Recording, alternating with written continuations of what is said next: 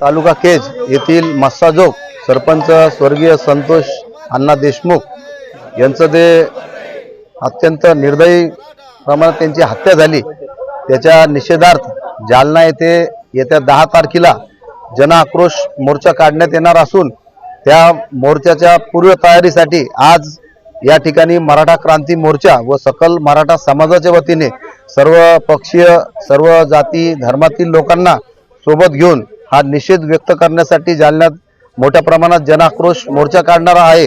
आणि नुसता मोर्चाच काढून नाही, त्यानंतर प्रत्येक तालुक्यावाईज वेगवेगळ्या पद्धतीने निदर्शने आंदोलने हे त्या आरोपीला फाशीची शिक्षा मिळेपर्यंत, त्याचबरोबर हे प्रकरण फास्ट ट्रॅकवर चाललं पाहिजे। आणि या सर्व कृत्याला ज्यांनी वेगवेगळ्या माध्यमातून सोशल मीडिया असेल किंवा अनेक माध्यमातून मदत केली अशांचाही याच्यामध्ये सहभाग नोंदवला पाहिजे व त्यांना सहआरोपी केला गेलं पाहिजे। त्यामध्ये पोलीस प्रशासनाचे अधिकारी असतील त्यांनाही सहआरोपी झालं पाहिजे, त्यांच्या कुटुंबियांना शासनाकडून आर्थिक मदत मिळाली पाहिजे आणि जे काही आरोपी आहेत त्यांना फाशीची शिक्षा झाली पाहिजे। यासाठी आज ही बैठक घेऊन येणाऱ्या मोर्चाच्या माध्यमातून सरकारला आम्ही निवेदन देणार आहोत। मोर्चा रूट कसा असणार आहे? मोर्चाचा रूट गांधी चमन ते कलेक्टर ऑफिस आंबड चौफुली या ठिकाणी समारोप होईल। दिनांक 10 तारखेला सकाळी 11 वाजता मोर्चा निघणार।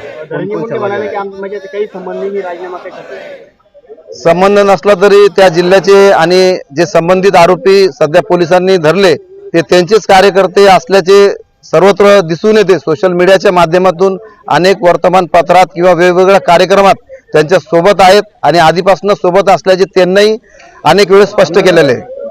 या मोर्चामध्ये कोण कोण सहभागी होणार आहे? या मोर्चामध्ये हा मोर्चा कोणत्या एका जातीचा किंवा विचाराचा पक्षाचा नसून हा मोर्चा एक माणुसकीचा आहे, मानव धर्माचा मोर्चा आहे। माणुसकीला काळीमा फासणारं कृत्य आहे, म्हणून प्रत्येक जण या मोर्चामध्ये स्वयंस्फूर्तीने सहभागी होणार आहे।